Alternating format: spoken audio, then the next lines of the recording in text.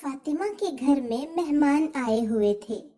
ان میں سے ایک نانا حضرت نے فاطمہ کو بلا کر کچھ باتیں کی۔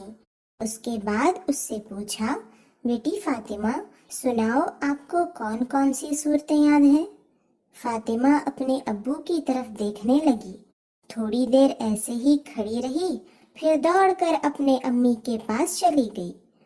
فاطمہ کے بڑے بھائی عمار نے آ کر امی سے اس کی شکایت کی کہ نانا حضرت نے سورہ سنانے کو کہا تو فاطمہ نے نہیں سنایا۔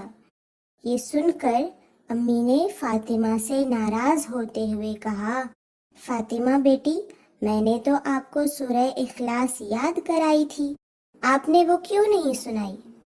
امی کا سوال سن کر بھی فاطمہ خاموش کھڑی رہی۔ امی نے فاطمہ کو پاس بلا کر کہا، سورہ اخلاص سے محبت آپ کو جنت میں لے جائے گی۔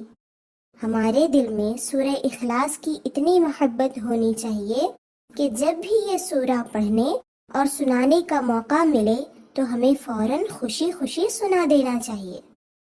پاس میں کھڑے عمار نے کہا، مجھ سے پوچھتے تو میں ضرور سناتا۔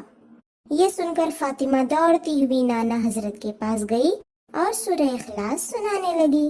نانا حضرت نے فاطمہ کی پیاری آواز میں سورہ اخلاص سنا تو بہت خوش ہوئے اور فاطمہ کو انعام دیا۔